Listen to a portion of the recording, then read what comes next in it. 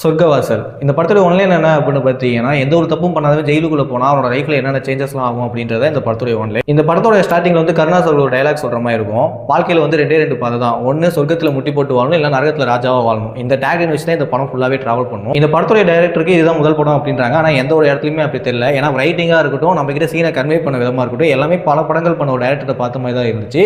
அடுத்து ஆர்ஜே பாலாஜி அண்ணா இவரோட கேரியர்லேயே one of the best மூவினா நான் இதை சொல்லுவேன். ஏன்னா இது வரைக்கும் பார்க்காத ஒரு ஆர்ஜே பாலாஜி இந்த படத்தில் நீங்கள் பார்ப்பீங்க. ஸோ இதை தாண்டி செல்வராகவனாக இருக்கட்டும், நட்டி கேரக்டராக இருக்கட்டும், அண்ட் கருணாஸ் கேரக்டர், இவங்க எல்லா கேரக்டருமே வந்து சூப்பராக பண்ணியிருந்தாங்க. ஏன்னா ரைட்டிங்லேயே இவங்களோட ஸ்க்ரீன் ஸ்பேஸ் பார்த்தீங்கன்னா எல்லாத்துக்குமே ஈக்குவலாக காட்டினாங்க. அது ரொம்பவே நல்லா இருந்துச்சு. அண்ட் இந்த படம் பார்த்தீங்கன்னா முக்கால்வாசி வந்து ஜெயிலில் நடக்கிற மாதிரியான சீன்ஸ் தான் நிறையா இருக்கும். ஸோ நமக்கு வந்து இந்த வடச்சென்னை படம் இருக்கு இல்லையா, அதெல்லாம் அங்கே லைட்டாக வந்துட்டு போகிற ஒரு ஃபீல் கொடுக்கும். அண்ட் இது வந்து ஒரு 18+ கண்டென்ட் மூவி. ஸோ ரத்தம் தெரிய நாக்கெல்லாம் கட் பண்ணுற மாதிரியான சீன்ஸ்லாம் நிறையா இருக்குது. ஸோ கண்டிப்பாக நீங்கள் ஃபேமிலியோட பார்க்க முடியாது. ஸோ தனியாக உட்காந்து பார்க்க ட்ரை பண்ணுங்கள். அண்ட் இந்த படத்தை பார்த்தவங்க படம் எப்படி இருக்குது அப்படின்றத மறக்காமல் கமெண்ட்டில் சொல்லுங்கள்.